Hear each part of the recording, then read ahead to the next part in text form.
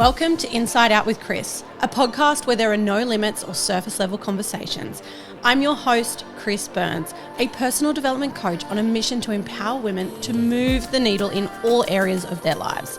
Each week we dive into deep, thought-provoking conversations with inspiring guests. We're talking deep truths, raw experiences, and dropping game-changing takeaways to help you break free of the BS holding you back. Let's transform you from the inside out. Today I'm sitting down with the incredible mind behind Enforme & Co. Enforme Essentials, Charmaine, a visionary redefining beauty through both artistry and innovation. At Enforme, her team crafts meticulous brow, lash and nail treatments that leaves clients feeling confident. And with Enforme Essentials, she is elevating self-care beyond routine, creating products designed to transform beauty into a ritual, sophisticated, intentional and effortless. We're diving into her journey, the creative process behind her brands and what it takes to build a business that blends artistry with impact. Welcome to the podcast, Char. Thank you. Thanks for having me. Was that a good intro? That was great. Thank you. Makes me sound really good. Guys, today we are going to be very ad hoc, very authentic, very much just a chit-chat between the gals. Over coffee, so you might hear us sipping a little bit because we're having a coffee. We need it. But basically, I wanted to have you on today, Char, because I am a client and I'm also a consumer of your products because I buy the products and I like the brows. So I do bit of both. Yeah. But I wanted to have you on just to pick your brain and just find out more in your creative mind, I suppose, around your business and your brands because I feel like with seeing you on social media and in your content, you are very true to who you are as a person because I do know you personally and I see that you bring that level of authenticity, which a lot of brands don't, and a lot of brands have a bit of a fear around that. So before we dive into the fun creative questions that I've got here, tell everyone listening just a little bit about you and a little bit about your journey, and it can be from wherever you want to start. Okay, I'll keep it really simple because I could talk for days. Yep. But yeah, I'm Char. I own a brow and nail studio here in Newcastle called Enforme & Co. I have 5 staff that work with me, so I'm very lucky. They are all awesome. And in the last 2 years, I did start a sister business to Enforme & Co., which is called Enforme Essentials. So essentially it was an eyebrow range, and just recently it's evolved and turned into a bit more of a self-care space brand. So everything that I do is quite creative. Yeah, and it's all based around eyebrows, pretty much. That's me. I'm the brow girl. Yeah, that's it. Girl. I love it. And I think that you can just tell that you've got that creative flair in terms of the way that you dress yourself and your style and the aesthetics of your salon, and you share your home sometimes on socials as well. And it's like, fuck, that looks cool. I want to do that. I want my house to look that good. Thank you. I love that. Yeah, it's so I love it. But before we also now dive in, second thing, a question I ask all of my guests is, what makes you feel most alive? Random question. Oh, there's a few. If I could be completely honest, please I don't know how good of an answer this is, but I really love being with my friends and having cocktails. That makes me feel alive. But if I had to be professional, it would be being creative. Yeah, which is literally my life. So. Yeah. Love that. Amazing. Starting a business in the beauty space, I just had a little bit of mind blank there. Starting a business in the beauty space comes with challenges like every bloody business, we know that. But what do you feel like has been one of the bigger lessons for you and something that you wish you knew sooner? I have a lot of answers, but bringing it back to being authentic, I wish I knew that I could be myself from the very beginning. Don't get me wrong, I still have a lot of struggles and insecurities around just being myself, and sometimes I have to really peel that back. I am lucky that I have a team of girls that are like, just be who you are, that's why people like you.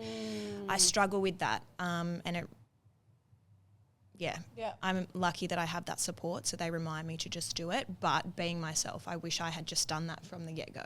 Yeah, when I share content online, it's not like I get joy and fucking pleasure from putting up posts for people to sit there and watch me and judge me. And it's not like I'm coming from a place of so much confidence. I just ooze confidence constantly. You do, and I love that.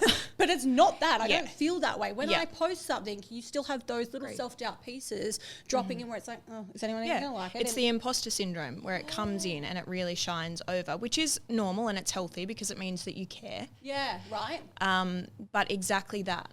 I do that. Yeah. And people think that you have all this confidence and it's just really easy for you, but deep down on a deeper level, you're constantly double guessing or second guessing yourself and what you put out there. At the time you're like, yeah, this is great, just do it. And then you're like, oh my God, who is sitting at home ripping me to shreds? Like, who does she think she is? That's the thing. Like, no one ever is, right? And if they are, they're not your people. Good for you. Which is what we have to remind ourselves, which is easy to give that advice, but believing it yourself is difficult. 100%. And for me, it's like I am the product for my business because I'm a coach, so I am selling myself essentially. So if someone says something or someone thinks something or feels something, it's like they don't like me as a human, and that can be, impact the ego a little bit. But at the same time, like you're designing product, your whole personal brand is also the external source, which is the business, but it's still the same insult and offense. Yeah. Well, exactly what you're saying right now is what I struggle with. Obviously, I have more of a wholesome self-care brand, both in the brow and lash space and in my new range. So sometimes being my true authentic self, I feel clashes with that because I can be, like, if I'm honest, quite bogan, a little bit rogue, you know what I mean? So sometimes I have to really be careful. I feel that that's where people will start to judge me because they're like, well, that's not actually what her brand is. Yeah. Do you know what I mean? Absolutely. So that's where I struggle. Yeah. So when people like inquire with me, they'll usually traditionally book a discovery call, right? Where it's a 15-minute call. They can get to know me. I get to know them. We see if it's an aligned fit. And what I normally would do is preface to the person that I'm someone that swears. And when I swear, I'm not swearing at you. I swear with passion, right? Yeah. Because people take it offensively and because I swear so fucking much. And so often it can be a bit of a shock to the system, like, and I forgot to do it. Yeah. And I didn't swear on a client discovery call, and then I got the client recently. I started working with a man, and he's, I stepped into my coaching side of things. And I started swearing profusely on our first coaching call. And then I realized that I hadn't done the preface thing. And I was like, oh my God, I am so sorry. I'm not swearing at you. I'm swearing from passion. He goes, oh my God, no. I love it. This makes me feel like a normal human being. Yeah. Because in real life, this is how I speak. And I want people to know, like, when you're building a relationship, and you would be like that with clients, make sure you've got your professional You get that tone. though from a lot of your content. You know what you're signing up for. You know that that's who you are. Yeah. And I feel that that's how you have that audience. People know who you are, so that's what they want. So, but he didn't find me from socials. He found me organically online. Yeah. Oh, so, well, there you go. So he might not know anything about it. Okay, there you go. That's funny. But yeah, most people at least it would. Yeah. But at the same time, like maybe they think I've got like this professional side as well, which I totally do. But yeah, swearing's a part of my professionalism. Well, it's like with what I do, I feel that there's this idea of somebody owning businesses like this would be really zen and calm, and I'm so the opposite. I've got a really chaotic, full-on energy and personality, and mind, it's constantly ticking over that people are like, you are making me feel overwhelmed. Which, again, me problem. That's going on in my head. It's constantly ticking over. Yeah, no, because I feel calm around you. Like, great. I mean, when I see you, it's in the most zen space possible with aesthetics just perfected everywhere, and the smell and the sound, and you walk in and you're just like, the whole intention. And then I walk in. No. But like, also I know that you are so creative. So I know you personally to know the things that you're creating in the back end of the business. You almost need that chaos in your mind to be able to create that. Like, I feel like most creatives are chaotic. Entrepreneurs and things need to bounce from one thing to the next, to the next, to the next. Yeah, you need to be able to. That makes sense though. Pivot. Yeah. Love that. Pivot. That's the word of the day. Diving into Form Essentials, the beautiful business that is rooted in the idea that beauty is more than just routine, it's a ritual, which I freaking love. What does that mean to you, and how did that philosophy shape the brand? Okay, so it's quite selfish really, because I love self-care. I have a routine that I do every single night, and I have forever and a day. Really? So it's come from my own love of self-care. Yeah. So I'm not doing anything groundbreaking. I haven't created or made a product that nobody's done before. I'm just pouring my heart and soul into a product that I love, into a brand that I love, and I'm sharing that with people, and that's my story. Yeah. And yeah, self-care is a part of my everyday routine, so I'm just sharing that. Yeah, I love it. I bought Sabi, the brushes, I know, and the robe. I feel that you do own every single product in the range. Literally. But I do that. This is also something that I wanted to bring forward in our conversation, because I've seen you post similar things, and I've wanted to talk to someone about it on the podcast before, but haven't found the right person. So this is great. Little segue into what I wanted to talk about. I am someone that is so fucking loyal to a brand or a business, not only if I know the person personally and I want to support that person, but if I use that person's facilities or services or whatever and they bring something else out, I want to share it. I want to tell everyone about it. I want to encourage other people to go there. Like, I'm so fiercely You are really good for that. I love that. Yeah. You're like, yeah, I love that. At least Chris will buy it. Yeah. Chris is going to get No, some. I love it. Yeah. You're always the first order for a launch. Definitely. I set reminders in my phone so I don't miss stuff. Oh, bless. Thank you. I don't want to miss it. And I don't know how many there and are. You don't. Oh, let's be real. They're not selling out. No, but like I don't want to miss anything, and it's exciting. And I know that like when I launched my website or like the first discovery call I got, like when I started my coaching business or the first download on my podcast, like I started the podcast with a baby and heavily pregnant at a kitchen table, and the first people that liked or shared, like I used to jump around and dance, and my husband would be like, "It's like, cool it, babe. Like, it's not that big of a deal," because he's been in business a lot longer than I have.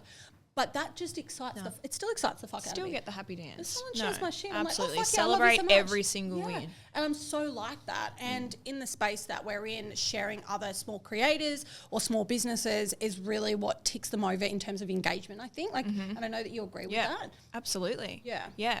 Yeah, I think love it's that.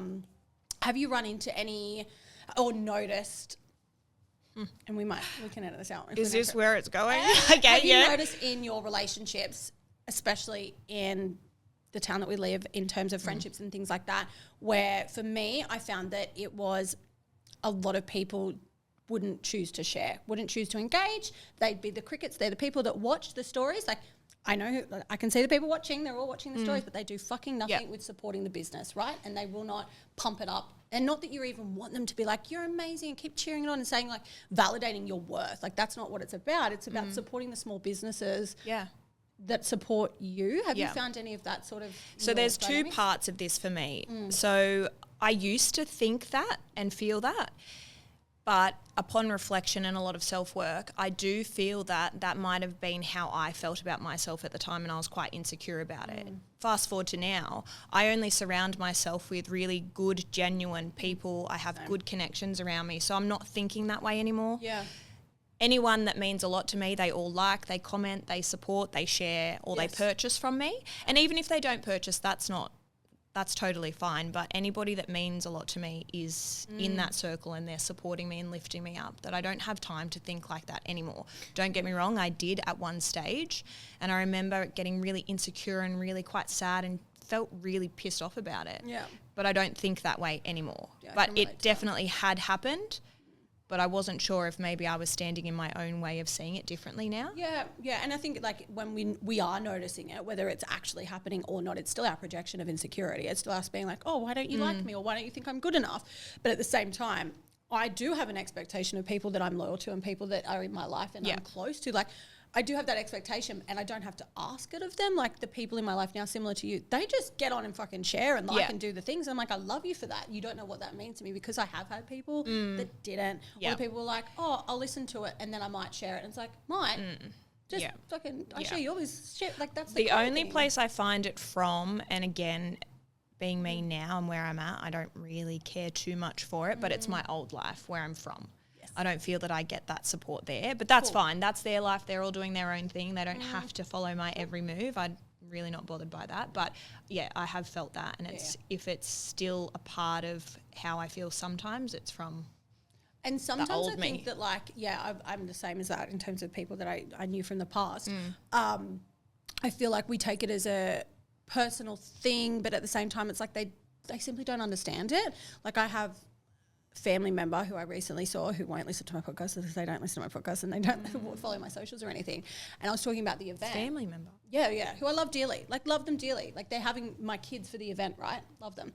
But I said, oh, do you know, like, Janine Alice, I've got her for the event. Like, it's fucking amazing and exciting. Epic. Anyone I know and I'm friends with knows exactly who fucking Janine Alice is. And they're like, oh, no, I don't know who that is. And then I brought up a photo. I'm like, this is, and they're like, oh, no. And I'm like, what do you mean? How don't you know who that is? Have you not seen my socials for the last 6 months of my life? Like, but they haven't commented, they haven't shared, they haven't rang to say, fucking proud of you. So, you know, congratulations. Like, and those are the people that I notice, like, okay, love you, but we're not on the same wavelength. And it's not because they're doing it from a place of, you suck, Chris, or you're not doing good enough. That's why you're not going to get my celebration. they're coming from the place of, I don't really get it. Yeah. Or that's not in their vortex. But also trying to shift your own mindset, and this is what I try to do so I don't get caught up in that negative. But how do we not know that they're just not busy or they're doing something and maybe they didn't see the post or they're just not a double tapper? I don't know. Do you know what I mean? Like, it doesn't. But that's how I try and protect Mike, because I can get into a really deep hole and like if just hate everyone. They don't so I try know who to. Janine Alice is. We don't like the same things. Yeah, we're not aligned. We're not the same people. Do you drink booze juice? Yeah, fuck. I remember seeing a face when I was like, worked at Charlestown Square, and I used to walk past Boost Juice with my Baker's Delight delivery for Gloria Jenkins, and I walked past and I think she was so cool to be on the front cover of the thing. I'm like, that's goals. Yeah. That'll be me one I probably day. won't tell her that. No, you should. I should. Anyway, I should, but I won't. I'm definitely not telling you that. Okay, so I want to move on a little bit to the product side of Form Essentials. Can you walk us through the process of developing a product from idea to launch? So what was the first one? First of all, just pick a product that's probably the first one that you thought of and designed. So it's now called Brow Hold. Actually, sorry, it's always been called Brow Hold. So it is our classic brow gel that's in a tube. It's got a little spoolie on the tip. Guys, yeah, it's amazing.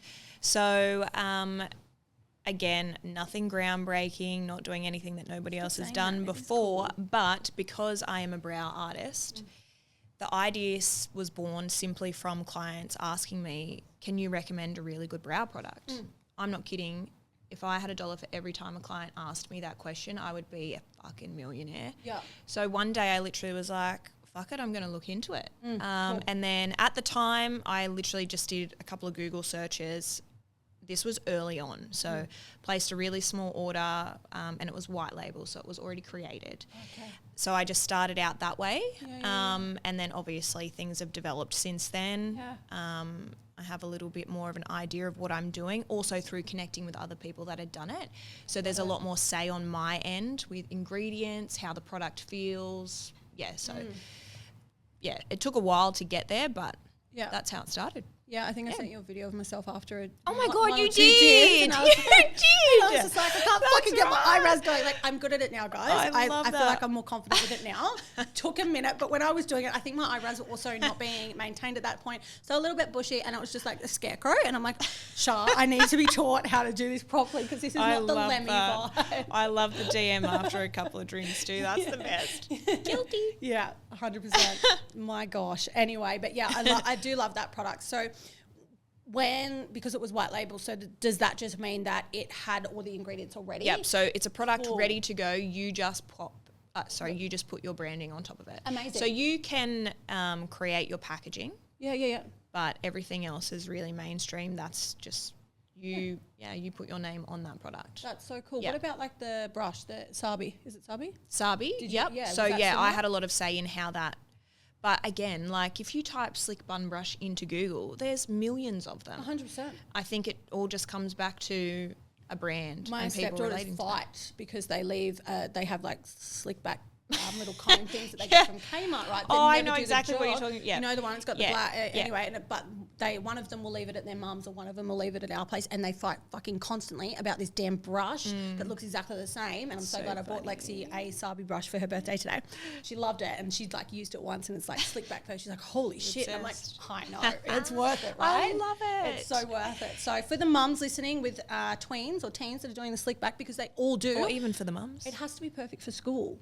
This is what they're all doing. Yeah, now. girls these days are wild. Takes Lexi like 4 hours to do her hair some morning, so this is just going to save my life. I love it. Have you seen that viral video on TikTok of the young girl who cries before she goes to school because she's got too many bumps in her hair? Oh. And her dad tries to fix it? No, I haven't, but that would break my heart. That's my so two girls. Good. Yeah. That's bad of a mess. Lexi got in... She'll kill me for sharing this. She got in the shower one morning before school. She had like 7 minutes for the bus because she threw a tantrum because she had too many bumps. So she got in the shower to wash it again so it was wet so she could do a slick bun. Oh, sis. And I'm like, babe. And she ended up having to run, my worst fear, but she had to run for the bus with wet hair and a uniform. Like we have dreams about that, like running to the bus naked. That's my worst fear. Anyway. Well, she got the job done. Run, so that's I'm good. not taking you. She doesn't need to worry about that now. She's got a Sabi. She's got a Sabi, 100%.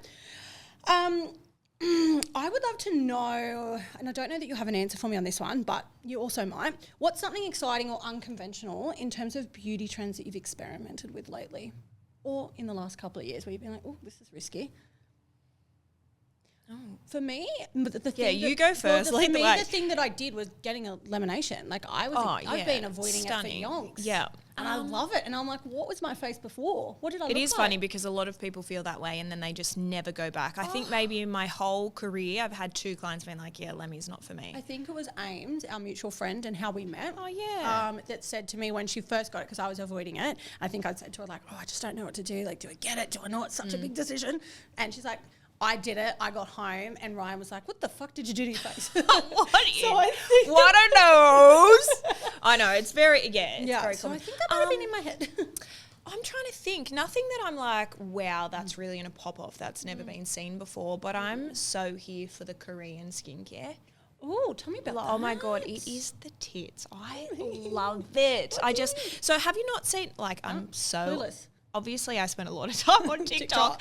But actually, for Christmas, the girls got me a Omnilux lead mask. Oh. That is fucking sensational. If you can, ask for it as a gift or get one yourself, like amazing. Okay. But where I was going with that on TikTok, they have those collagen masks. So you pop it on and it just looks like a normal sheet mask and you sleep in it. And then in the morning, it's literally dissolved into your skin. And you look like so glossy and shiny, but it peels off and you have glass skin underneath. I've seen that on flights. People do it on planes, like on their business class. And that's another thing. Like I froth people doing their skincare on flights. Like I Fucking love that content. I started doing it too. Have you? But like I don't film it. Can you like, please film it? And can you please do your brows as well before you get off? I should, I should. Next flight I'll do it. Yeah, nothing that's like unconventional. Yeah. I think like that's news to me. Korean fucking skincare. I didn't know that was a thing. Oh my God, it's gonna come up now. Yeah, it's so good. Like I've got this really good eye cream that I froth, and I like look back at photos. I'm like, wow, my eyes aren't as baggy as they were. Oh, that's great. I'll send you a photo. I'm not selling this very well. I've literally had like injectables under here to try and like because my skin is so elastated and baggy and gross, and I can't fucking fix it. No, it is not. Well, age. I feel 100 at the moment, but I can't fix it from injections. I was going to say, I'm not allowed to get anything underneath. Yeah, well, no, she did. She put it in like here in the hopes that it would sort of like go into here a little bit just to smoothen out because it does go quite deep there. And there's no... We're expressive though. That's our problem. Yeah. Which is nice. I think it's... although mine is. I was going to say, I need it done. Don't point it out. Well, yours wasn't moving when you were talking. I was like, yeah, because I've got a small forehead. Look at how small that is. Oh, maybe mine too. No, it's not. You've got a nice forehead. It's quite big, but thank you. I get this main vein when I laugh too. I'm not going to have it. Well, at least you've got room for things. Look at mine. Someone sent me a photo yesterday or like 2 days ago saying I look like Jackie Kennedy.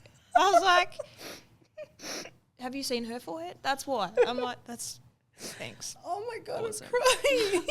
You'll see Jackie Kennedy now and you'll see me. Small forehead, small chin. Stop, I cannot. Sorry. Hilarious. Goodness gracious. Anyway, back to the business stuff, guys. That's about the foreheads.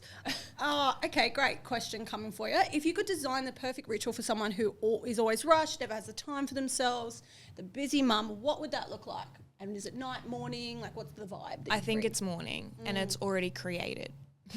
Literally splash your face with some water. Ice cold or just tap water? Oh, cool. Like wake yourself up, freshen up, clean the sleep out of your eyes, put on sunscreen. No, sorry, let's reverse that. Do your eyebrows first. So we already have the bold hold or the bold brow hold. Got it. And then put sunscreen on. Done. Okay. Or actually, and get a lash lift as well. Yeah, okay. High maintenance things for low maintenance vibes, I love that. But that's it. Again, nothing I do is groundbreaking. I like that you simplify life. Like, we can overcomplicate it. I was watching a TikTok of this and I'm like gobsmacked that it was a mum. She's like, the morning routine before my kids wake up. And it's like a 60-step routine. And I'm like, how long does that take you? Don't get me wrong, my nighttime routine is quite extensive, but I don't have children. So I'm sure if once I have a baby, it might look a little bit different. But for now, it's not. Maybe like 30 minutes. But that's like get out of the shower, moisturize my body, do all my skincare, gua sha, all the things. I moisturized my body, but Oh, so nice. Yeah. Well, see, I try not to think of it as like, I don't have time for that. Again, no children, but it's making time for things about what's important to you. Like I make time for the gym for an hour every morning, and I make time for journaling every morning. Like, I can create space if I really want to. Yeah. Anyone can, and see, that's inspiring though, because you do have children.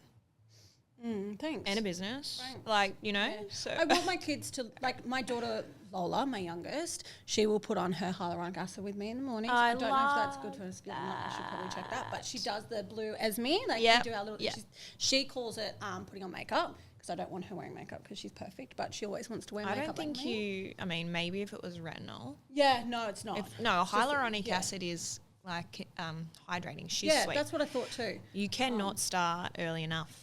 Like, think of how late in life we started. Oh, fuck. Like, sorry, I shouldn't speak on your behalf, but I started late. No, we definitely started late. I was doing, what do you call it, proactive. Bleaching the towel style. 100%. What was I?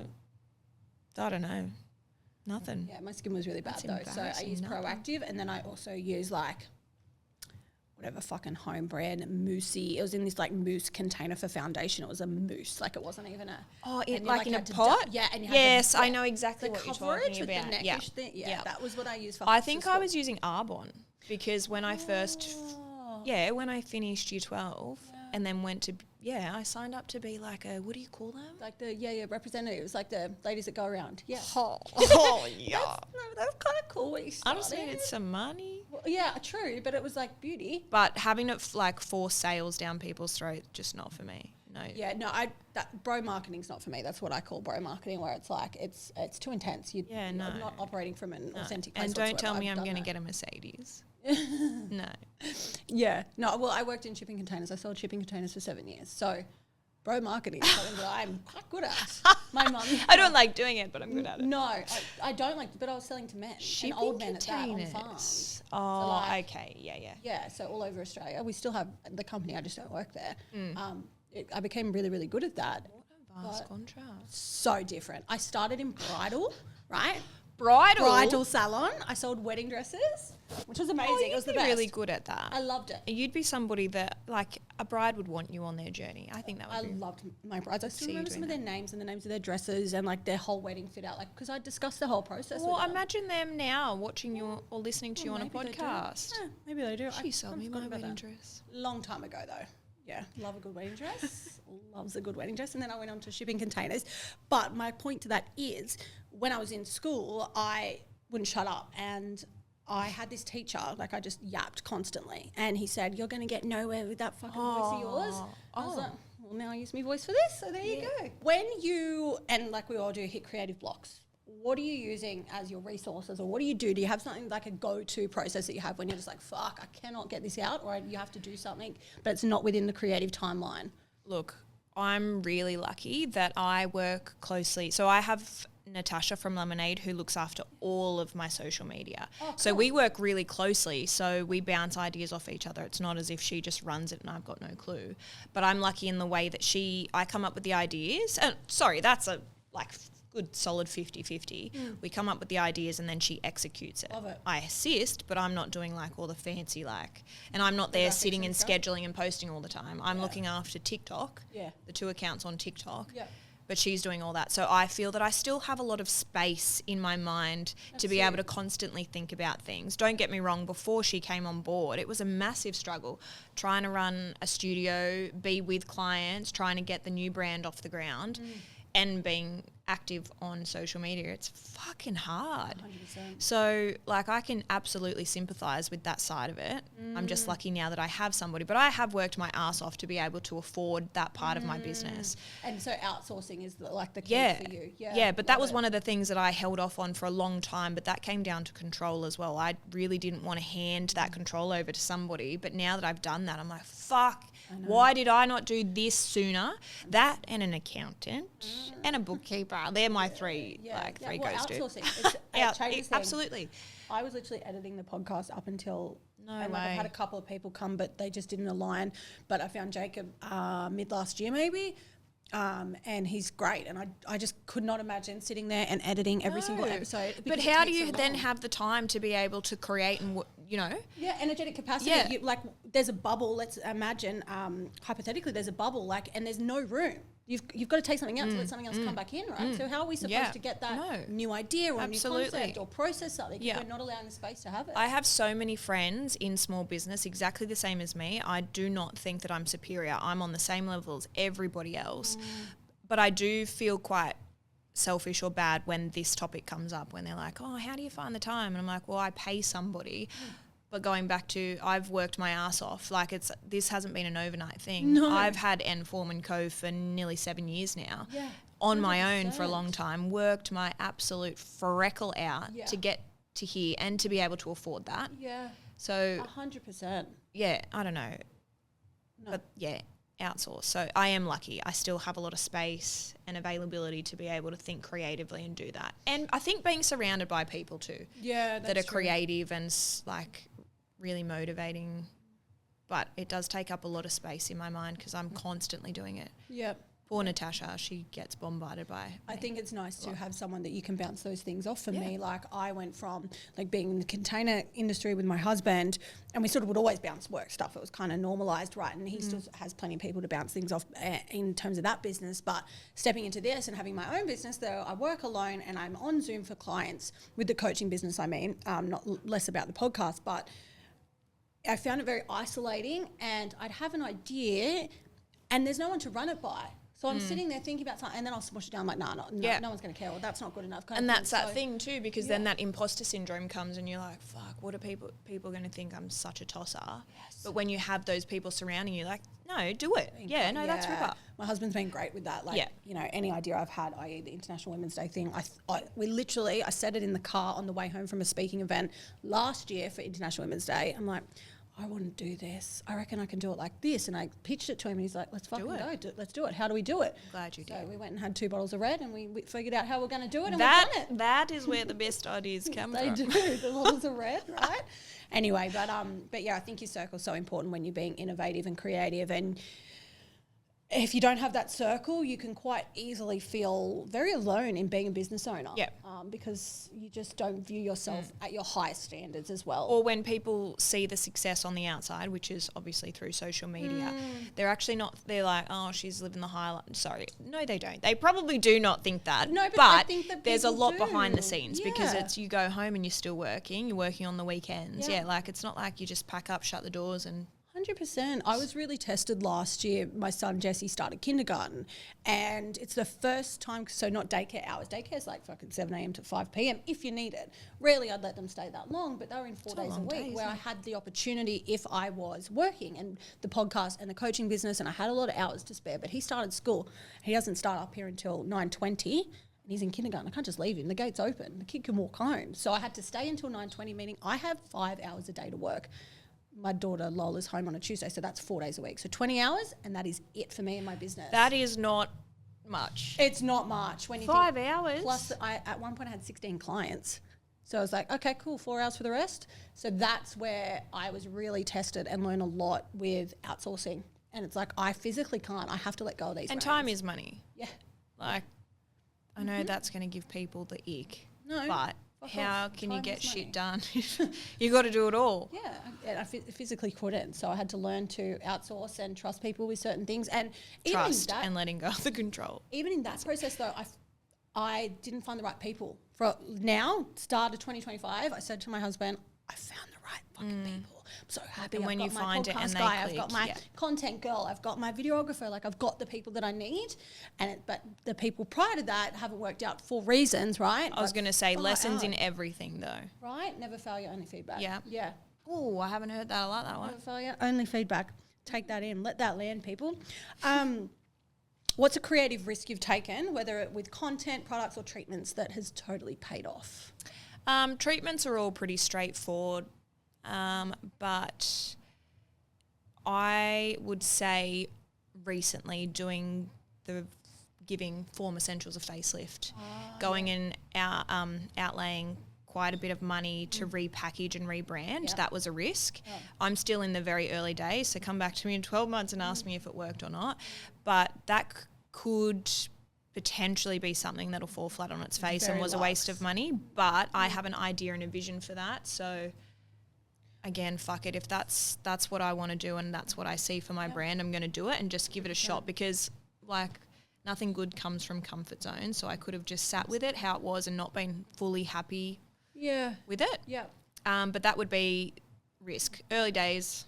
Well, but it's a vibe. So far it seems to be and paying off. It's a feeling that you get when you get the feeling what you feel in this room with the aesthetics and the vibe and the music and the smell you sort of get from that brand as well and the packaging and the website. And it starts. I want it to start from the minute you receive that package in the mail. You open it, you read your thank you card, you feel it.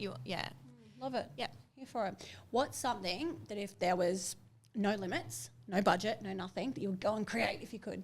I feel that it'd be something in the fashion space. Yeah, cool. Not clothing. A product. I really appreciate. Yeah, it'd be like probably. Cool jewelry.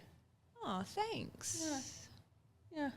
I always admire the stacks on your ears and like necklaces. Local business artifact. Oh, yeah, 5 that. Yeah. Are they good? Yeah, I love Amelia. Yeah, she's great. I need to get in there. I pierced my hair leaks. This is so off topic, guys. On your own? No, professionally, and last year or the year before, and it got infected, and I had to go to hospital to get it taken out because my ear. Did your ear eat it?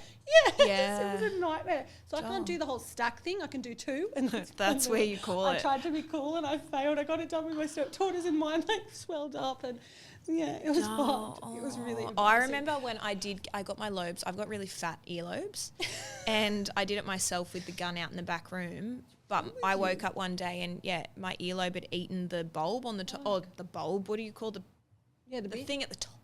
The bit? I don't know. But, that's not nice. Yeah, it wasn't good.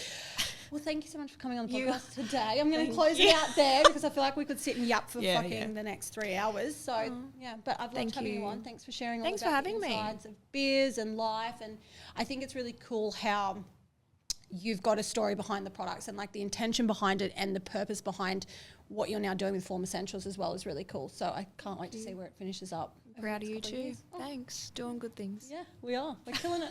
Love it. Killing it. Thanks, honey. Thank you. Thanks for tuning in to today's episode. If this landed for you, I would love if you can share this conversation to your socials and don't forget to tag at Inside Out with Chris. Don't also forget to hit subscribe or follow so you don't miss next week's conversation. Bye.